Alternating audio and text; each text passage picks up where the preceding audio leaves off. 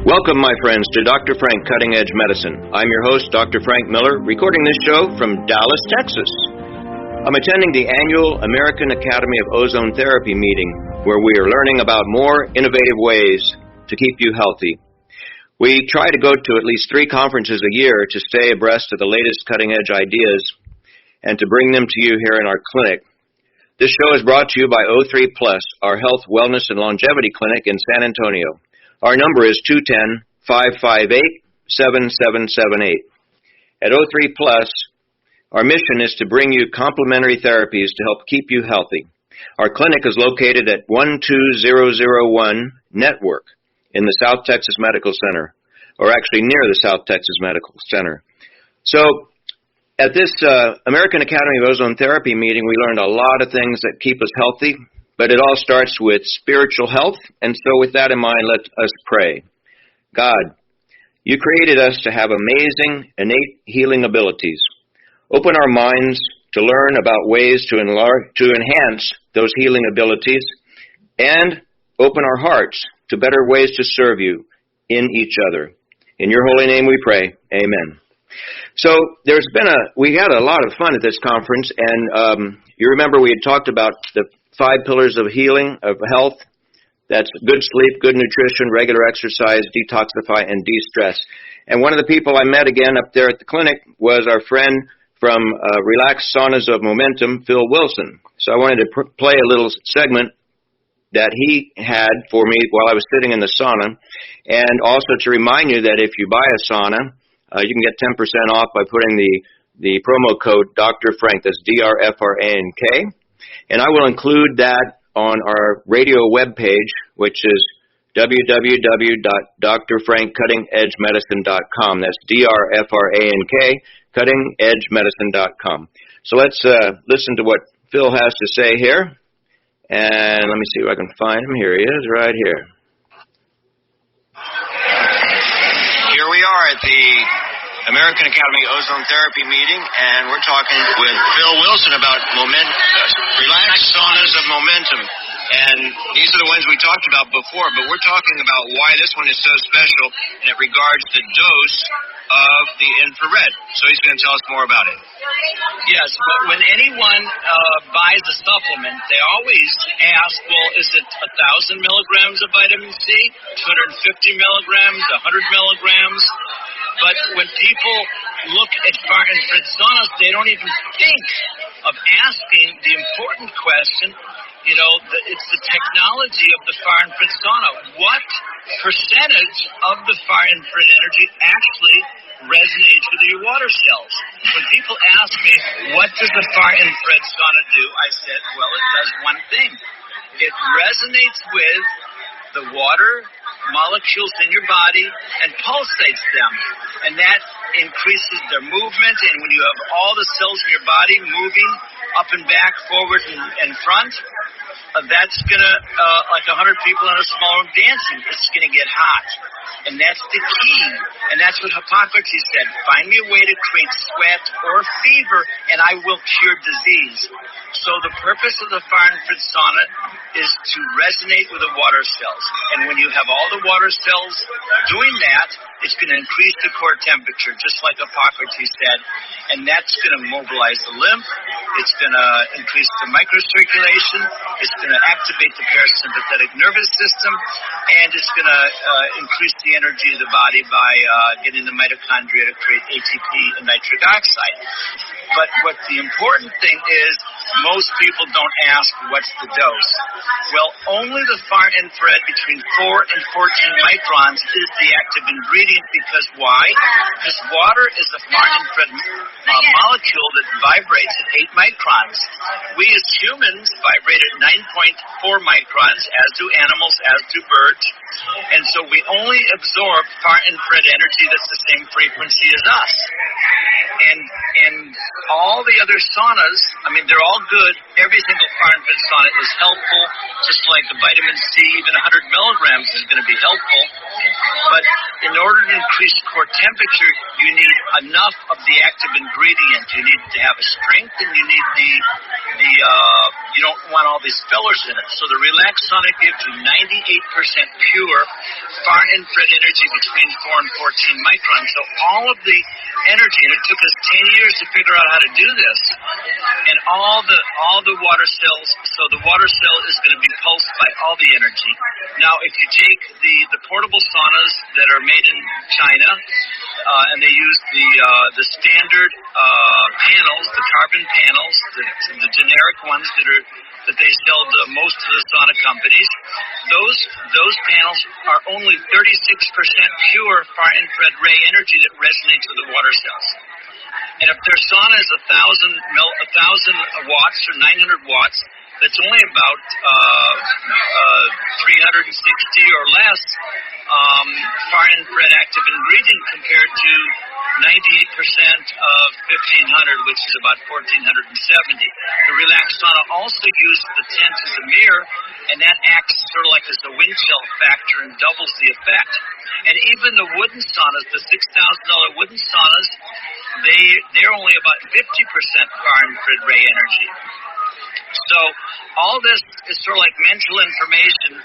So what's real and what can be tested, however, is the fact that the Relax Sauna can raise core temperature, and that's the key. That's what you want to do. And I'm sitting in one right now, and I can attest that it has raised my core temperature. All right, and so if they buy one from your webpage, we can still put in the Dr. Frank code, right? Yes. What is that code? DRFRANK. Right, yeah. And it's 10% off. So that generally will help cover some of the shipping costs, and you can have it drop shipped to your home. It's so easy. If you don't have one of these, you really need to be getting one. And they need to go to relaxsaunaswithanS.com. RelaxsaunaswithanS.com. And again, the temperature in the Relax Sauna, you can increase core temperature 3.2 degrees in 25 minutes. This one guy went to relaxsaunas.com/superior. There's the research article he did. Only half a degree is all he could increase the core temperature with the $500 and the $200 Amazon saunas. And then he bought a Relax Sauna and got it increased to 3.2 degrees, and a heart rate variability test exceeded his expectations, and the other ones failed. So go with the science. That's what we're trying to say. Yeah, this is the real science. That's right. All right. Thank you, Phil. You're welcome. All right. So just a little bit more information about the Relax Saunas of Momentum and why that might be helpful for you, because it's detoxifying. So a big focus at the conference was about your immune system. And one of the things I want to talk about is the Th1 immune system versus a Th2. And so you got to keep those in balance, and we'll go into that in a minute. But a big reason that came up was because we started talking about the pandemic, the COVID-2 virus, the SARS-CoV-2 virus, and the COVID-19 disease. So one of the fascinating things that I saw, and I'll see if I can put it up on our webpage, is, are we still in the pandemic or not? And I'm so happy that we're not having to wear masks as much anymore. Hopefully we won't have to wear them anywhere anymore. And the question was, a lot of my patients have been wondering, well, I don't see the disease out there much anymore. Why do we keep getting these reports that there's so many cases and whatnot? And so one of the things that was brought up by some of the speakers is the testing for the virus, and just somewhat in retrospect, but also prospectively, people are saying that you might have to have a vaccine passport, or you might have to be tested before you get on a plane. And I want to point out that the polymerase chain reaction testing, the PCR testing that they consider the gold standard, it was never really intended to be a test for disease. And the reason is it's actually with the COVID-19, it's only really accurate on about days 3 and 4 of the disease. So if you have the disease and then you get a test, a week or two later trying to show that you're not infective, what happens is that disease is not really testing for the whole virus. It's only testing for a piece of the virus, a piece of the nucleic acid. And so when you destroy the virus, when the virus is done, it has pieces of debris left around, and sometimes that can stay around in your nasal passages or wherever they're doing the swab for years. So, and it depends on the amplification of the test. So what they do with the polymerase chain reaction is you get the swab and it goes in your nose, and then they send it off, and then they amplify, or they keep looking for, it's a very, very small amount of nucleic acid, so they have to amplify it, and you get too much scatter, too much noise if you go through too many amplifications. And there was a lot of clinics around the country that were getting, actually the strangest one was in Florida, where they had, 100% of the tests were positive. Well, that's because they were amplifying it like 50 times. And it's totally inaccurate at that level. So then that's where people started to mistrust the government. If you're having to test all these people with an inaccurate test, what does it really do? So then the next question was, did we really have a pandemic? And there was a neat graph that I saw at the conference, and it shows the definite pandemic. And in the United States, it was somewhere between, say, January is when it started to really pick up, and then across the country, and then it was pretty well done by August. And, you don't really hear that much from the government, but if you look, in this country, every week, about 55 to 60,000 people die of different causes: heart disease, cancer, stroke, car accidents and things like that. So what you have to look at is what was the difference in the death rate from the pandemic. And I've been trying to find that data for a long time. It's really hard to get the data nowadays because everything is kind of scrutinized or withheld from us from some of the search engines. And but anyway, if you look, there is a good graph that shows that we did have a blip of deaths, an increase in deaths from the pandemic, but it did kind of end like last August. So now we're back to the kind of the baseline deaths. So what we want to ensure is that everybody is continuing to take care of themselves and not just focus on coronavirus. You still need to do the things that enhance your overall health, and that's what we've always been talking about here at O3 Plus. So I want to go back to a couple of other things. If you want to know more about the vaccines in particular and whether or not they should be used on children, there's a group called the children'shealthdefense.org, children'shealthdefense.org. So I was talking with the director, Alex Mayer, and she had been a vaccine damaged person, and I want to emphasize that all vaccines are not safe. And the question about the coronavirus vaccine is it safe? Is it effective? And if it's not, first of all, if it's not effective, we shouldn't be using it. And if you look at the baseline rate of coronavirus infections versus the rate of people who have been vaccinated, there's not much difference, but they kind of skew the data so that it looks like maybe there is. And it depends on the numbers of people that they're reporting in those tests and whatnot. But I mean, be that as it may, who were the people who were mostly affected by coronavirus? It's the older folks. The death rate was a lot higher in the over 40 crowd, especially in the over 60 crowd. So between 60 and 85, I believe it was the highest death rate. So if the vaccine is safe and if it is effective, that's the group that should be getting it. So now, a couple of points. One, the pandemic seems to be pretty well over in the United States. And two, kids don't seem to be much of a target or much of a problem with coronavirus. If they get SARS-CoV-2, they get over it in a day or so. There actually has never been a documented case of a kid transmitting it to an adult. Now, adults can transmit it to children. So the question would be, should we be giving the kids the vaccines just because Pfizer says that we can now do it? And I would argue this point. All these vaccines are still relatively untested. We don't know the long-term consequences of the vaccines.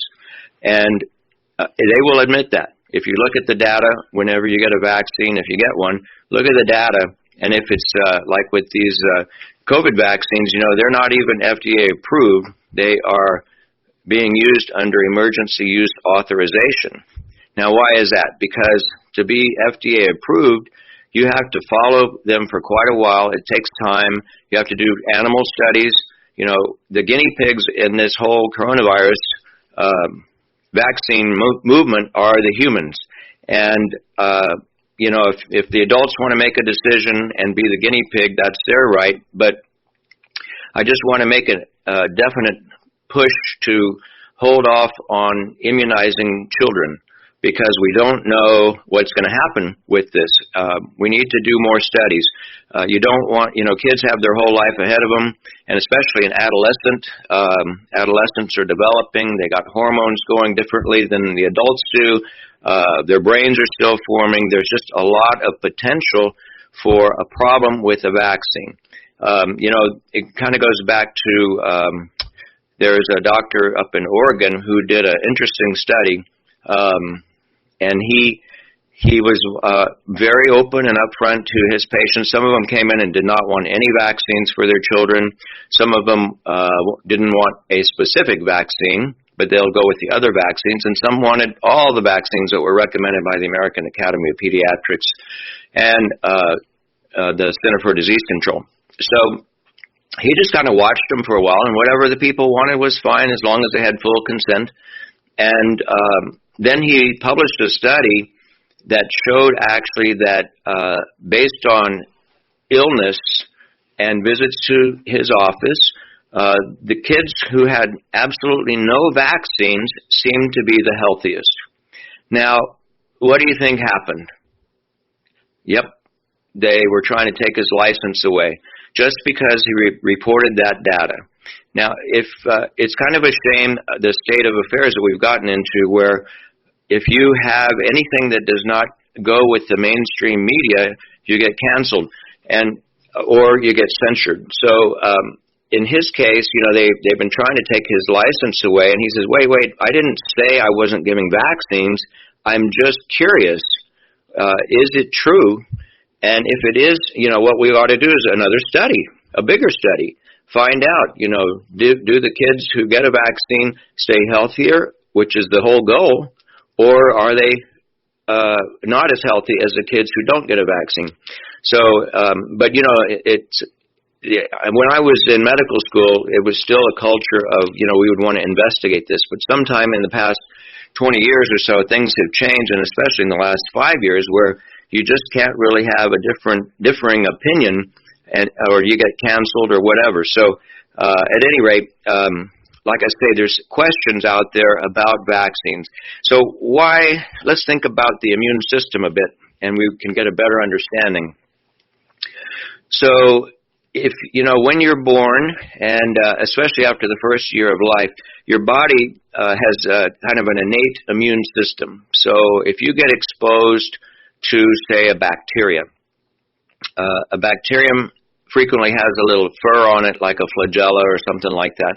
Well, you have these really interesting things called toll-like receptors, and those things they're already in there on your cells and the cells mainly that line the orifices of your body and where bacteria would be coming into contact with your body. So, and these things already know how to recognize like a flagellum, like the outside of a bacteria. And so, how did you get that? You didn't get a vaccine. You were born with it. I mean, God put it there. So we are already born with an amazing immune system.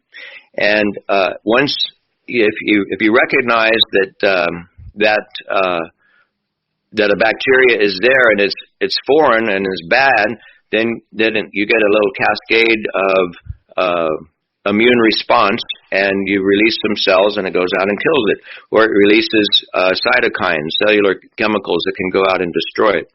So, and then you can develop antibodies to it, but the antibodies are secondary. So the antibodies are there as your secondary line of defense. The primary line of defense is your cellular immunity. That's the one we want to enhance.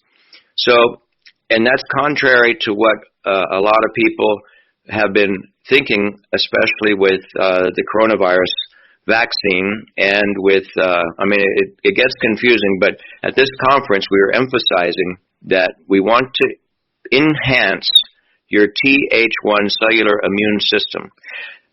Let's think about what happens if instead you get too much antibodies. So you make a bunch of different classes of antibodies, but one of them is IgE, and you may have heard about that one because that causes allergies, right? So one of the things that people are saying, if you look across the country, there's an increase in autoimmunity.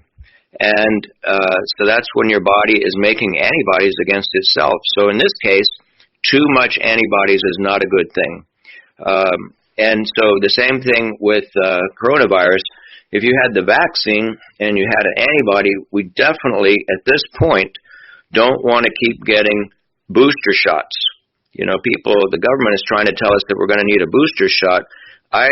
Unless we can prove that you need one and that there's another pandemic, it doesn't make sense to keep your antibody levels high. So you can see if you've had the disease by looking at an antibody, but then generally speaking, the antibody levels drop, and then your Th1 cellular immune system is ready to take over. They've done some checking on this in studies I was reading back in January, and for people who had coronavirus, COVID-19, their antibody levels had dropped within about 3 months on a lot of people. And so some folks were concerned that maybe they would not have immunity. But then they looked at the cellular immune system, the Th1 cells, the natural killer cells, and things like that, and they still had immunity. If they were re-exposed to the coronavirus, the SARS-CoV-2 virus, they were able to mount a very rapid response from their cellular immunity. So that's kind of the way it's supposed to happen. So it's going to be a little bit of confusion here coming in the fall because people may want you to have a coronavirus booster. And so now, why is it confusing? It's I think what we're starting to see is that instead of just trying to get past a pandemic, now we're into selling vaccines and pushing vaccines on everybody. Pfizer has made more money over the last year with their vaccines than any other year. And so it's a blockbuster sell. And right now, it makes sense for them economically. If you can go to the children's market, there's 180,000 extra people, 180 million other doses out there that you could give. And but again, we don't want to do anything dangerous to our children. We want to make sure that anything that we do to our children is proven safe and effective. And if it's a crisis and you need it, fine. But it doesn't make any sense to be giving something that is potentially that is unproven to be safe and effective. You don't want to be giving that to a healthy child. It doesn't make any sense. Unless you can prove that it's going to make a big difference for them, we don't want to do that. So I think that's common sense, but it gets lost in the rhetoric about the vaccines and about COVID. We're just being bombarded on every side, but I think if we just step back and think about it, if you've got somebody that's already healthy, one, why do you need to test them? If they look healthy and they are healthy, they ought to be able to go wherever they want. You should not have to have a test to show that they're healthy. You can look and tell that they're healthy. And unless they are going into an area, if they're sick, obviously we don't want a sick person going into the nursing home. We don't want a sick person going pretty much anywhere. But how do you know if you have coronavirus? I mean, you got definite signs and symptoms.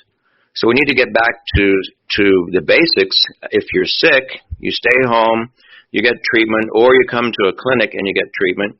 But if you're well, you should be able to go wherever you want, and you shouldn't have to have any testing, and you shouldn't have to have a vaccine passport and things like that. If you want to know more about some of this common sense stuff, fortunately in Texas, we have a group that's trying to emphasize that we get back to common sense, and it's called TexasRightToKnow.com. Sheila Hemphill is an activist who was here at the conference, and it's very interesting to see, when people say, well, there's no treatment for coronavirus, for the COVID-19, and yet, in Spain and in Italy, they have some pretty good evidence that if we treat people with supplements and if we give them ozone therapy, they do much, much better. But still in Texas, I can't do ozone therapy in the hospitals because of the hospital's liability. So we're trying to get that changed so that we can do ozone for whatever illness you have because it helps you to get better. But anyway, Sheila's fighting for some of those. And the first win that she had, of course, was last June when they said that we can use ozone therapy for SARS-CoV-2 virus, for the coronavirus in an outpatient setting. I mean, in the hospitals, you have to go by what the hospital says, but it is legal for us to use it, assuming that we give you an informed consent. And that's the way it always ought to be. No matter what procedure, treatment you're getting anywhere, you need to have a full informed consent, and then you get to sign on and say that you understand and that the doctor feels, or the healthcare provider feels like this treatment is going to help you, and that's why you want it. So, okay, let's see. What else did we talk about? Let's go back to the immune system a little bit. And we're talking about the Th1 versus Th2s. So what are some of the things that increase your cellular immunity? Because I wanted to reemphasize, why is that safer? If you get exposed to a bacterium and your body recognizes it with its innate immune system and it goes and just kills the bacterium and you didn't have any adverse response, you don't even run a fever sometimes. It's just your body takes care of it, and that's that. What happens with the Th2 system, which is the antibody type response? So you get an antibody antigen response. So the antibody is made to recognize whatever the foreign invader is. Let's say it's a virus, and then when they combine, that releases a lot of inflammatory cytokines. So that's when you know that you have an infection. That's when you run a fever and you feel flu-like, body aches and headache and everything else. So when that happens, you know that you're making antibodies because you're having that antibody antigen combine and release all those inflammatory cytokines. The problem is the inflammatory cytokines, if they are in overabundance, can cause collateral damage, and that's what we were saying with the coronavirus, COVID-19. The people who were dying, what was the problem? It had so much inflammation in the lungs and elsewhere, especially in the blood vessels, that it was damaging the organism rather than just knocking out the virus. So that's a key to what we want to be doing, is to not have as much antibody-antigen reaction. We want to enhance our cellular immunity, our innate immunity. All right, so how do we do that? Amazingly, ozone therapy helps to modulate your immune system. So this is one of the first things I ever learned about ozone. It's a hormetic stress.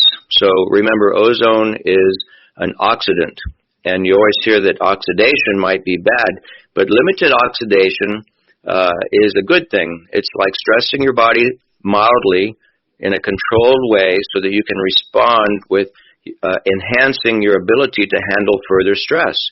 So in this case, ozone also is extremely beneficial at modulating your immune system. We have seen, for example, people who have over-exuberant immune systems like rheumatoid arthritis, for example, Crohn's disease, ulcerative colitis.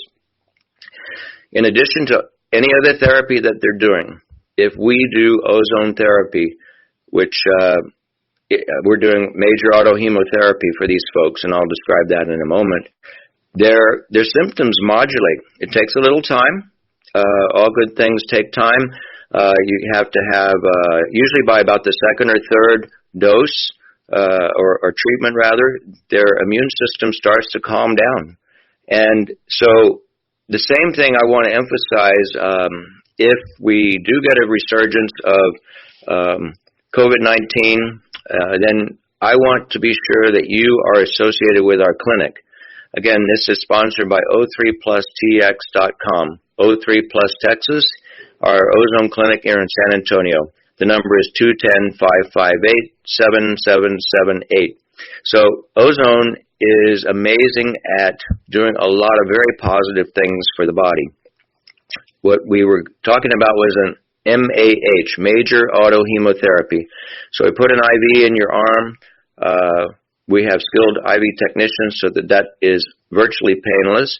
And then you're in a nice recliner. We drain your blood into an IV bag, and then we flip it upright, and we make the ozone, medical grade ozone. It's made of medical grade oxygen run through an ozone generator, so that we know exactly how much ozone we're giving you. We bubble that through your own blood back into the bag, and then we just give it right back to you. And now you have supercharged blood. You have an extra electron. That extra oxygen is actually stuck to the double bonds in your plasma, and that is what does the magic. So it becomes ozonides. You don't really have any more ozone in you. It is so reactive that it reacts immediately to your plasma, and it makes a lot of little particles called ozonides, peroxides, different things like that. And those are known to naturally enhance your immune system in a positive way, to modulate it. It's going to enhance your cellular immunity and suppress any extra antibody-antigen reactions going on. So, again, that's what they call hormesis, which is a balanced state of putting your immune system back. So that's where we want to be. You need to come on into our clinic. Let me describe the process. First, you call our number, 210-558-7778. And usually Terry will answer the phone, give you an appointment with our nurse practitioner, Kim Engelman. So Kim's here at the clinic as well, learning about all these things. She's here at the conference, rather, and she will go to other conferences this year as well. So she stays on top of the latest techniques and therapies. Also, a big reason that we come to these conferences is we meet personally the thought leaders and experts around the country who are doing ozone, peptides, stem cells, exosomes, and all kinds of different things, IV therapies, IV vitamin C, different things like that. And so we get protocols. We can, if we ever get stumped, if you've got a very difficult problem to handle, we can call in some of these experts they give us their cell phone, we call them and just say, hey, we got this problem, what would you do with this? And so we can get the best information from across the country here in San Antonio at our clinic. So anyway, but before we ever do any treatment, we first have to find out, well, what's your story? So she has an interview process with you, an intake. We find out your past history, your medications, your allergies.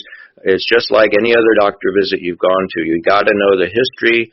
We can't do anything to you until we know what you have so that it's always safe. And then we'll make a care plan for you. What do we think would help you? And then you get to decide whether or not you want to do it. We explain what the cost would be, and if you are agreeable, then you need to sign a consent form to our care plan, and that you acknowledge that the treatments that we're doing are not FDA approved. They're not designed to diagnose, cure, prevent, or treat any disease according to the FDA, and they're not covered by insurance. So it's a cash basis there. And then we start the treatments, and then you get to see the benefits. So the whole point is we want to get you better. And our goal also, our longer-term goal, is to get some studies going. We need to get ozone approved by the insurance companies so that it is more readily available for everyone. Cost can be an issue. We work with you on that, but the main thing we want to do is get you healthy. So, again, there's been one of the other things that suppresses your immune system is fear. And I think there's been a lot of fear about the coronavirus. You know, COVID-19, there's been, every day we hear things on the news, and it's better just to sometimes turn off those things and remember that you are wonderfully and fearfully made by your Creator. You have that innate immune system that was put there for a reason, and so your body by itself can handle just about anything that comes down the pike, especially if you take care of it. So let's go back to the Th1 cellular immunity. What are some of the things that enhances it besides ozone? Okay, how about sulforaphanes? What is that? That's the cruciferous vegetables. So again, your mom told you to eat your broccoli, your cauliflower, your kale, your asparagus. All those things help to enhance your cellular immunity. That's the best kind of immunity that knocks, you know, every day we are under assault from different bacteria, fungi, parasites, and your cellular immunity can handle a lot of those things without you even knowing about it if you keep them amped up, and the way that you do it is with different supplements and with a very calm and healthy lifestyle. So here's some other ones. Berberine. We've talked about berberine before as a supplement.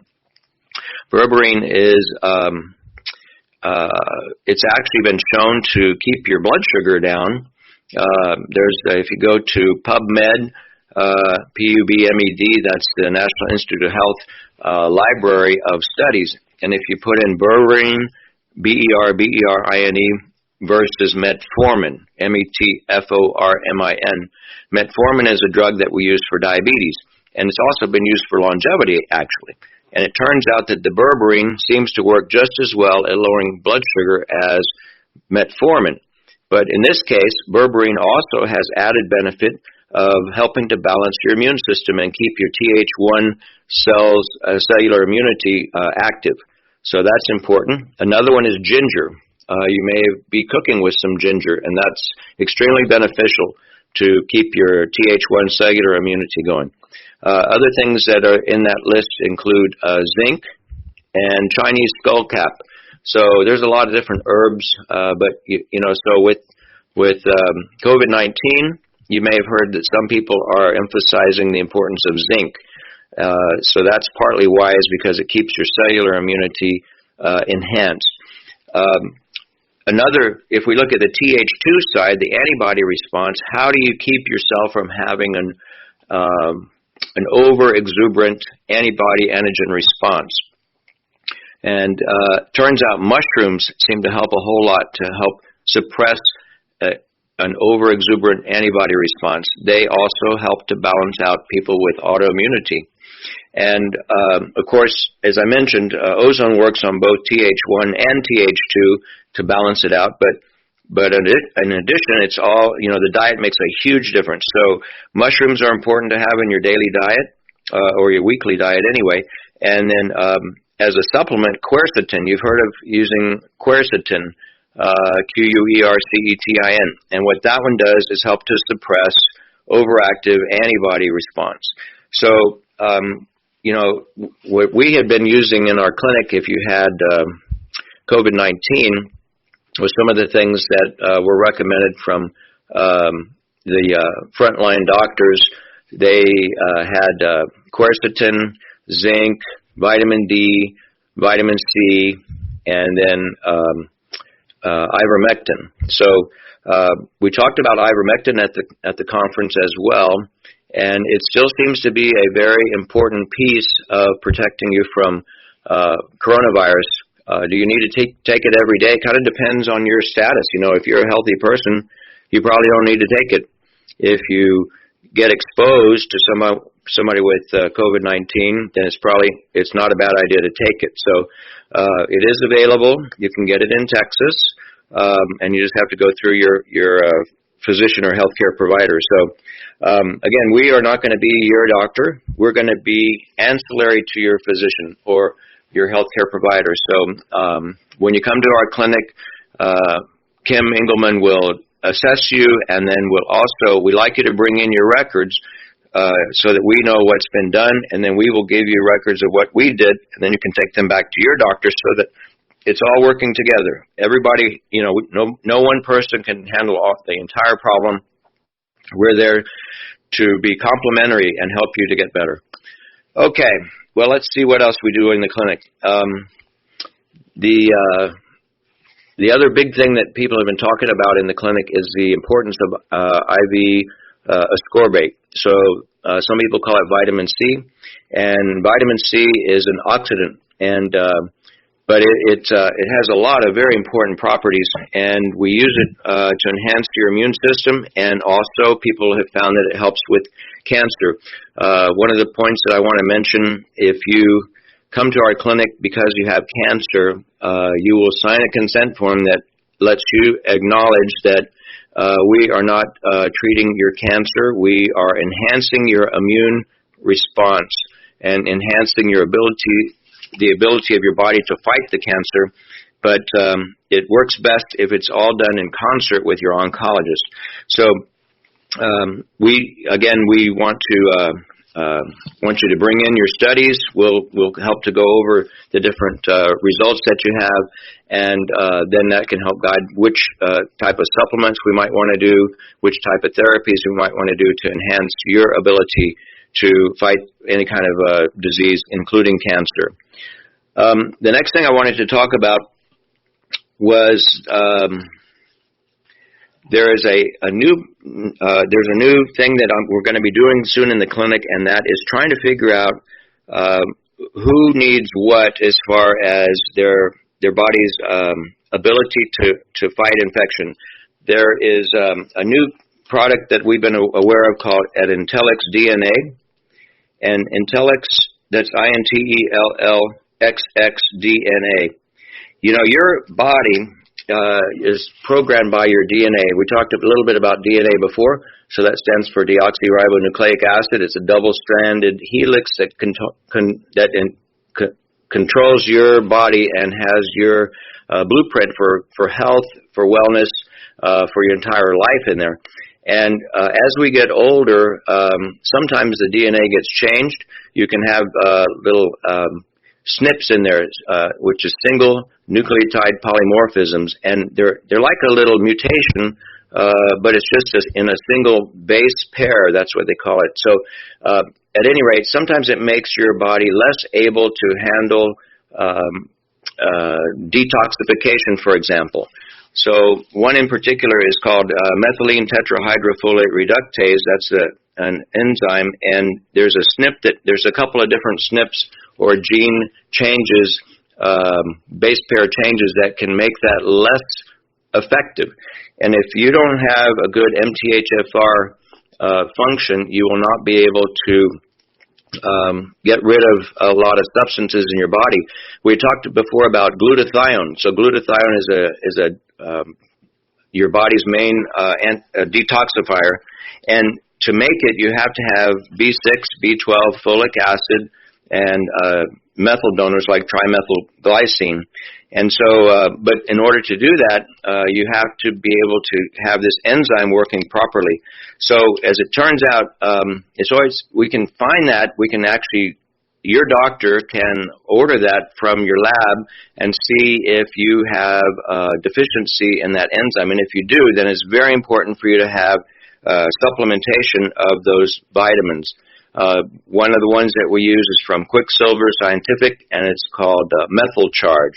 And it's a supplement that you can just squirt into your mouth, and it's 2 squirts once a day. And what it does, it's in a liposomal form, so it can go right through your cheek instead of relying on getting through your stomach and then getting back and having to be metabolized. So that's an important piece for detoxification. But there's a bunch more. why is it, we talked about this is still Lyme Awareness Month, why is it that some people get Lyme disease with a tick bite and some don't? And a lot of it depends, again, on your immunity.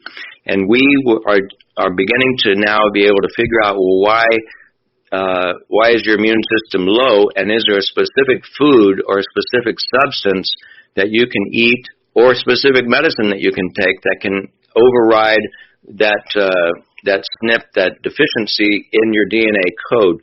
So the first thing that will happen is we have to get some saliva, like for a 23andMe test, and then you send that off to this clinic in Austin, Intellex DNA, and they have done a lot of work.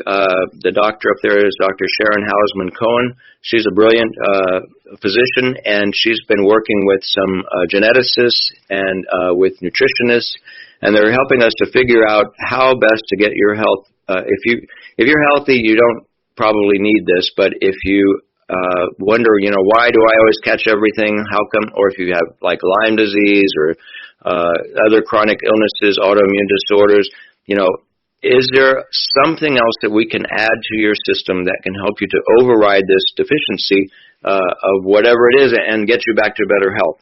And we've had the genetic code. Let's see, in 2002, I think it was, we finally completely mapped out the DNA of humans. And so now, here we are 20 years later practically, we're just now starting to figure out how can we make that actionable? How can we tell you what you need to be eating, what you need to be taking as a supplement, what activities maybe you need to do so that you can stay as healthy as possible. So we will be offering that in the clinic in the next month or two anyway. It takes a little bit. We have to get signed up with them, and then it takes about 6 or 8 weeks for them to analyze your DNA, and then we'll be able to give you a better personalized medicine on how to enhance your own immunity and your own health. I think it costs about $1,800, so it's not inexpensive. But if you're one of those people who are chronically ill, wondering why do you have chronic fatigue, why do you have Lyme disease, why do you have autoimmune diseases, it would probably be a good idea to find out what's the genetic reason why you have that, and then what can you do to do epigenetic change. That means your lifestyle changes. So again, all the different things that we've been talking about, epigenetic changes, that would be good sleep, good nutrition, regular exercise, detoxify, and de-stress. So we talked about the sauna. That's one way to detoxify. Sweating is a good way to detoxify. Exercise is incredible for giving your body energy. And again, the energy comes from as your muscle cells move back and forth, they shed electrons, and the electrons drive your mitochondria. And the mitochondria in your body produce energy, and energy drives everything. So even with your immune system that we've been talking about, if you don't have enough energy, you can't support your immune system. So what we want to do is also avoid things that drain down your immune system. So too little sleep, then your body's always trying to repair itself from not enough sleep, and it doesn't have enough energy for your immune system. That's why you tend to get sick when you don't have enough sleep. If you drink too much alcohol, then your liver is trying to detoxify that, and it can't spend as much energy rebuilding your immune system and doing repair. So all the different things, you know what the right things to do. We need to have a good diet. I always tell people if you don't know what kind of a diet you should have, think about a good chef salad. So in the chef salad, you have green leafy vegetables. You have vegetables of all different colors. You've got you got peppers and green peppers, red peppers. You have celery. You have just all kinds. You got kale. You can put broccoli in there. Then you can put some of the good fats like avocado, nuts, and seeds in there. Then you can put some of the good proteins in there. If you're if you're vegetarian, you can leave off the animal proteins, but otherwise put in a sliced egg, maybe some sliced beef, chicken, or fish, and then you can put it all in there with good old extra virgin olive oil, which we mentioned before, helps to enhance your immune system with the polyphenols, and a little bit of balsamic vinegar. So if you think about what's in that, those are the things that you probably ought to be eating on a regular basis. So, and the other big piece is quantity. You know, in this country, we eat way too much food. We have the amount of protein that you need per meal is only about 4 ounces. So one of the things we're going to get, one of the people that we're going to get on the show in the next couple of weeks is Dr. David Minkoff. So he's a physician from Florida and triathlete, and he will tell us more about protein. He wrote a book called The Search for the Perfect Protein, or The Search for the Perfect Amino, rather. So, and he'll tell us more about amino acids and proteins and how they help to rebuild our bodies and everything. And the other thing that we want to do is detoxify. So another big piece of detoxification is heavy metals. And when you sweat in the saunas, you help to get rid of some of those heavy metals. But we're going to talk a lot more about heavy metals in the upcoming segment. So we've talked about chelation. Chelation is a way to help get rid of metals that are stuck in your body. And we're learning more and more about the effect of metals as our world gets more and more contaminated. So next week we're going to be talking with Dr. Tony Lamas from Florida. And he was the chief investigator of the TACT trial, the Trial to Assess Chelation Therapy. That was a 10-year trial funded by the government to try to show that chelation didn't work, and instead it showed that it did work. So now he's doing the secondary trial, the TACT-2 trial, to show that it works even better in diabetics at helping to prevent coronary disease and also peripheral vascular disease. So we're hoping that that trial will help to show that chelation that can be done in our clinic will help improve the circulation of diabetics, and maybe we won't have as many amputations of digits and things because of diabetic disease. So that's something to look forward to next time. I wanted to play a brief little snippet here from Dr. Schallenberger, our president here of the American Academy of Ozone Therapy. I think it's an important piece that everybody kind of needs to know, and this is what he says all the time on his website. So here we go. I'm at the American Academy of Ozone Therapy meeting speaking with Dr. Frank Schallenberger, our president. What would you recommend to our listening audience to help them stay healthy in the midst of toxins, infections, and other assaults on our health? Frank, besides the obvious, taking good care of yourself in so many ways, the way you eat, sleep, deal with stress, etc., etc. The best advice I can offer to your audience is to go to the Academy website. That would be www.AAOT, American Academy of Ozone Therapy.us. Find a practitioner who's trained in ozone close to you, and make sure that you're on that practitioner's patient database. And if you need any help, that's the person you're going to need to see. All right. That's what we've been trying to say. Thank you. So again, that was from Dr. Frank Schallenberger. A lot of you listening may be subscribers to his newsletter, Second Opinion, I believe is the name of it. But we subscribe to a lot of the things that he says, and again, that's who we learned the ozone therapy from. So the reason that they formed the American Academy of Ozone Therapy was to make sure that we had standardized treatments. There's a lot of cowboys out there who do a lot of different strange things, but we wanted to have scientifically based treatments that we got from practitioners all over the world. We mentioned before Russia's been using ozone therapy for 50 years, Cuba for 30 years, Germany for at least 40 years, and now in the U.S. we're up to about 30 years now. So we have a lot of data on ozone therapy. It sounds crazy. You know, we had the Ozone Action Alert Days a couple of weeks ago. That's different. Those are actually pollutants in the environment, and that is not pure ozone. We are making medical grade ozone in a small quantity. Remember, when we put it into your blood, it's only 3% ozone. It's mostly, and it's 97% oxygen. So, you know how good oxygen is for your body. And so, we're using the ozone to enhance your immune system. And when there's fear, there's concern about the coronavirus vaccines, the coronavirus itself, the things that you can do today that make a difference. So we want to continue to do the basics: good sleep, good nutrition, regular exercise, detoxify, and de-stress. So I want to emphasize the stress part again. There's a lot of fear out there. You need to calm down, trust your body, trust your Creator. You were made wonderfully, and your body will be able to handle just about anything.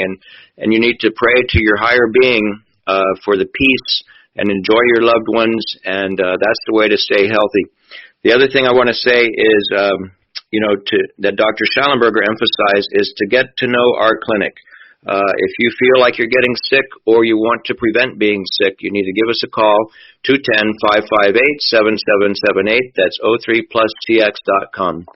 All right, well, that about wraps up our show for today. I'm going to put links to the things that we talked about on our webpage, www.drfrankcuttingedgemedicine.com. And I encourage you to stay as healthy and positive as possible, eat all the right things, and we will see you again next week when we're talking with Dr. Lamas. So have a great week, and be sure you spread the love and help everybody to stay as calm as possible. All right, we'll see you next time. Thank you.